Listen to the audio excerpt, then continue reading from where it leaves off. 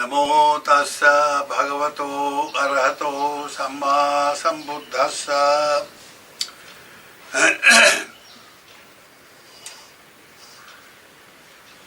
The subject of the discourse today is the nature of an Arahat who is an exemplar of the middle path. And this is based on what we discussed last week at the Ratha Vinita Sutta. The sutta deals with 7-step spiritual perfection. We read out the entire sutta last time, and those of you who were present, you must be aware of that. And we also mentioned that we will now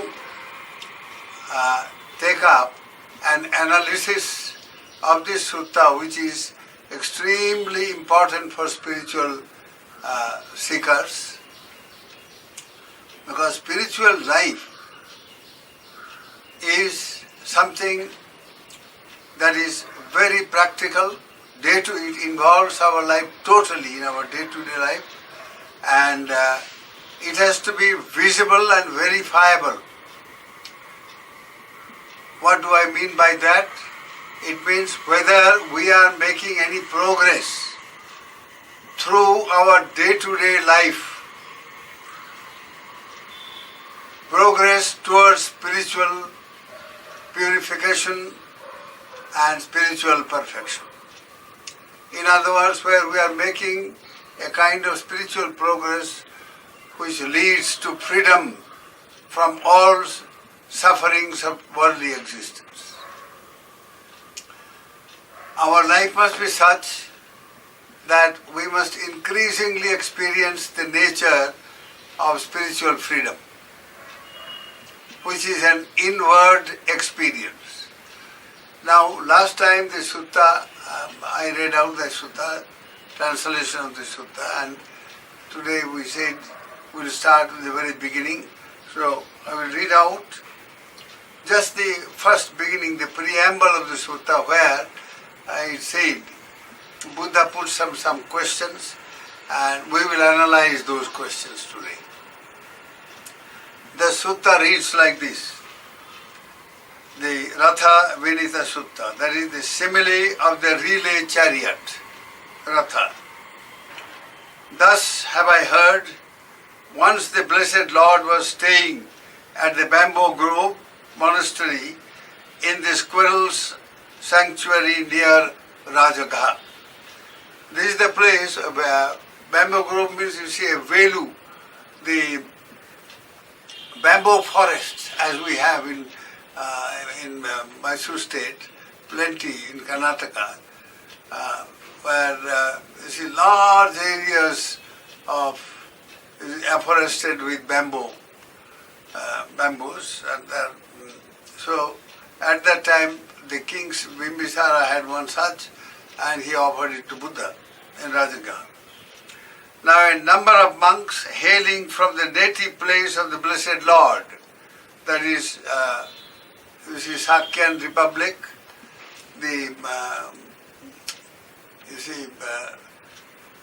that is where the Buddha, you see, Buddha hails from. So here it is said, now a number of monks hailing from the native place of the Blessed Lord, having spent the rains retreat there, went to the Blessed Lord. Having approached the Lord, they bowed down before him and sat down at one side. The Blessed One then asked them, monks, who is thus deeply esteemed in my native place by his fellow monks in holy life? That is, when these monks came to him from, you see, the Sakyan Republic, from all over the Republic in fact, not only the city, and there they are thousands of monks, of course, who had become monks, and many of them had become arahats and so on. So the Buddha asked them, well, you have got any monk among you in your native place who is very highly, esteemed by everybody for certain qualities. And what are these qualities? The qualities which reflect the attainment of Nibbana, of spiritual freedom. And that means qualities which reflect, the nature of an enlightened person. So, when he asked, he said, and he also spelt out what these qualities are. When a person becomes enlightened, an arahat, what is his nature? How does he behave? And so that, from his behavior, from his action, from his various qualities, you can clearly see that here is a person who has attained Nibbana, whose mind is transformed, whose life is transformed, who is now liberated from all states of suffering. All kinds of suffering, born of worldly existence. So he spelled out these qualities. He said, now who is that monk who has got these qualities? Number one, himself having few wishes, he talks to the fellow monks on the benefits of the fewness of wishes.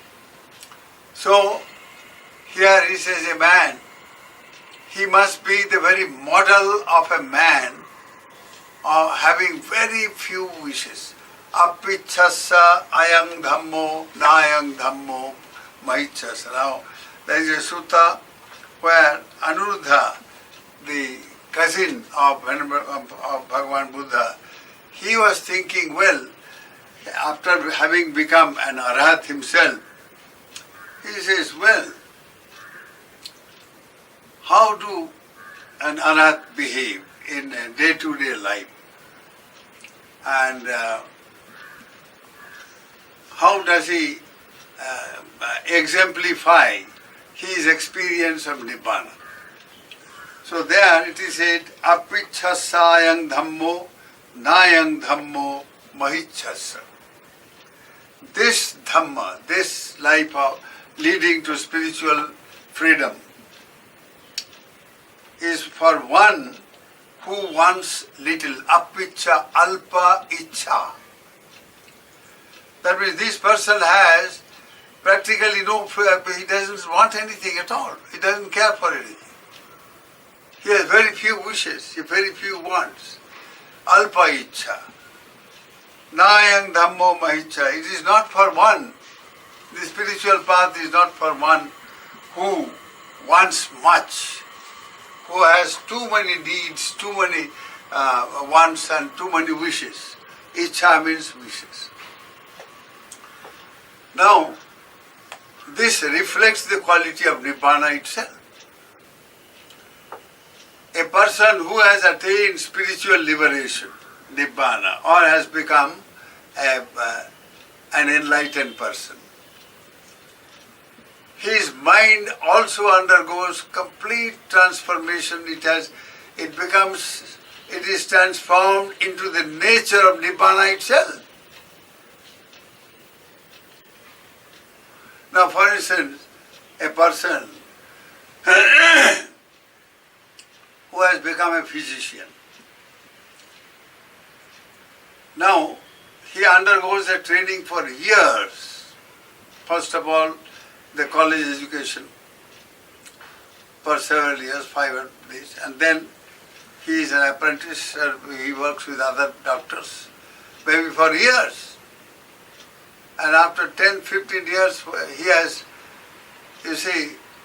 learned so much, and he has got so much of medical, education and practice, that he lives in a different world altogether, in the world of medicine. So his life completely changes as a medical man. He is not like any other ordinary person. Every symptom he interprets into some kind of disease or some kind of absence of health or lack of health care. Everything. Now you move your nose a little and he will find out a disease there. Or he will find that something is wrong somewhere. And so this medical training has transformed him into something else. Similarly, an engineer or a factory man or a businessman, he is in a business world, all the time acquiring. So his mind, everything changes. All the time accumulating and collecting and calculative about money, about profits, about loss, about this, about that. So similarly, when a person is on the spiritual life and he is so much the spiritual qualities from his teacher and from his colleagues, from others, and from what he learns from the books and his practices, his whole life undergoes change. He is a very different person. He lives in a different world of spiritual reality. And that reflects in his conduct. For instance, a very highly spiritually evolved person doesn't seek anything. And so he misses nothing, he loses nothing. Seek not, lose not. That is the principle. So here, the Buddha asks, now, who is that monk who reflects the nature of Nibbana itself? He has achieved spiritual freedom. So freedom from what? Freedom from lobha, dosa, moha. Now the nature of an Arahat has been described in the Ratana Sutta, which many of you read probably, you know. Is one of the most powerful Paritrana Sutta, a sutta that brings protection here and now under all circumstances. So both the late disciples as well as the monks, they read these suttas, Paritrana Suttas every day. They are very powerfully charged, they are mantra shakti, charged suttas of the Buddha.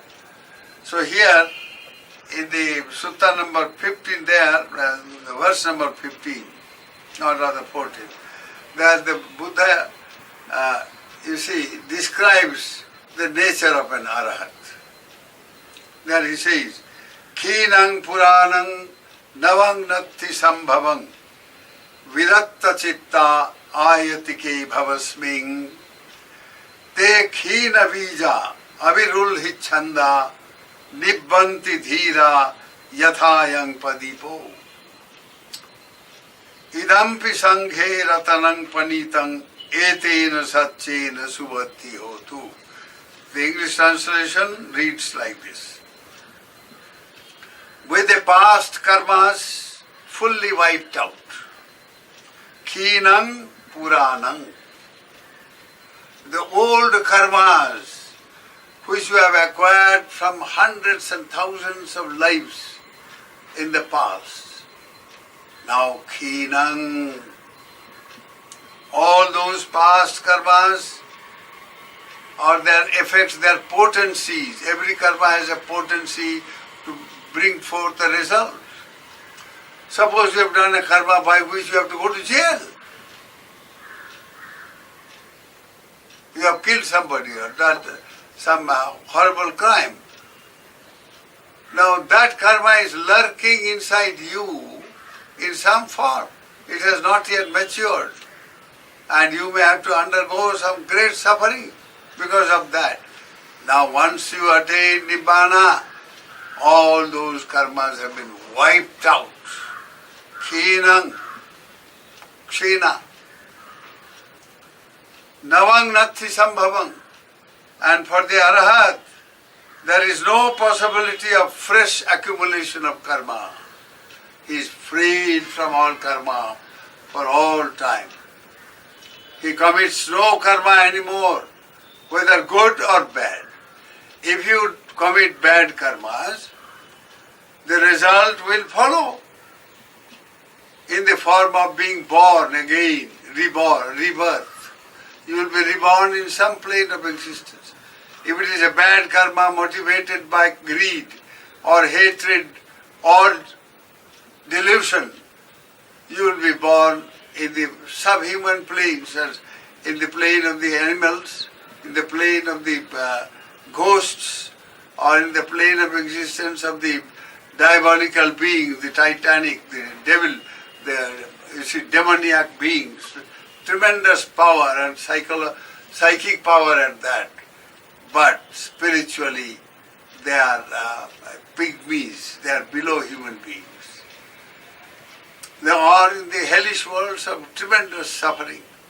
Or if you are lucky enough, if you have some good karma also, if you have accumulated, you are born in the human plane as a human being.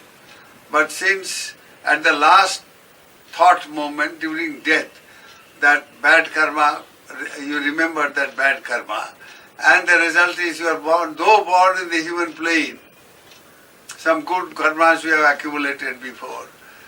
Though born as a human being, you will be born as a poor man if you have stolen something, for instance, stealing. You have deprived somebody. So you are born in circumstances of deprivation. Poverty simply means deprivation, nothing else. You are deprived from the pleasure, as a human being, you have the pleasure of enjoying good things. Now you are deprived of that. You are a poor human being, and then you are looked down upon. Not only you suffer because you are poor, but you are looked down upon as a poor man. They don't care about you. They look down upon. And all kinds of sufferings follow because of that. Just because of the stealing or a corrupt person. You are a government officer or a minister or a politician, and you go and deprive the people of their legitimate right. You demand money and you are a corrupt person, you take money. Just to pass a paper from one table to another, you demand money. And you have no right to demand. You are a government servant, you are a servant to the people. You must serve. Instead you demand and you deprive the person of the money. So you have to pay for that. You are born as a poor man and you are looked down upon, or you are of a very low caste in this caste-ridden society where you are very low caste and all that. They are looked down upon. And so many other ways. You kill somebody, you torture somebody, you are a violent or you are angry type of person. My goodness, you are born as a human being, you suffer from all kinds of diseases. Never enjoy any good health and all that. You indulge in sexual misconduct. You have got terrible disease. AIDS and whatnot, by horrible, unthinkable disease. So here and now you have to pay for your actions. Now an Arahat, having become Arahat, you are freed from all karma. No more committing any new karma for which you have to pay. You have to be reborn again. So Arahats are free from karma, therefore free from rebirth. They are amara. They don't suffer from death anymore. They enjoy the immortal state, the deathless state of nibbanic bliss. And it has been also described, nibbana, as paramang sukhang, the most blissful state. Shanti padang, the state of absolute peace, freed from all forms of conflict and suffering. So, Nibbana is a positive state, and that's your goal of spiritual life. Now, when you undertake the middle path by avoiding all kinds of extreme practices, you would avoid any kind of sensual indulgence in the name of religion, avoid all torturing the body, self-mortification in the name of penance. All these excesses and extreme practices you avoid and follow the middle path, and the result is consisting of Sila, Samadhi, Panya. Moral purification leading to mental purification. And further, by practicing meditation, you not only purify the mind totally, but you develop all the potentials of mind, the powers of mind, various psychic and supernormal abilities, and all kinds of things. And then you acquire knowledge which you can never acquire by any other means in the world. So, in this way, as you purify your by Sila, you purify your karma, your conduct, your actions. And then by purifying your actions, you purify the mind. And so on, step by step. There are 7 stages of purification. At the end, you see, you become an Arahat, an enlightened being. That also, there is a process for it. As we go on, we'll discuss that. So here, an apicha, a man who has alpa icha. The word alpa means few. But you see, technical term is icha, which simply means desire. Wanting, wishing, desire, longing. Now a man who is free from that is an Arahat. He has no desire, no longing. He doesn't want it. But the word alpa has been added by the Buddha, because there are certain things which Arahat also has to face, and he has to have. Now, for instance, Arahat, he has to answer the call of nature. And that means he has to icha, he has got the desire, you see, to go and answer the call of nature. So they are desiring some form. But this is a kind of harmless desire. You see, it's a natural call.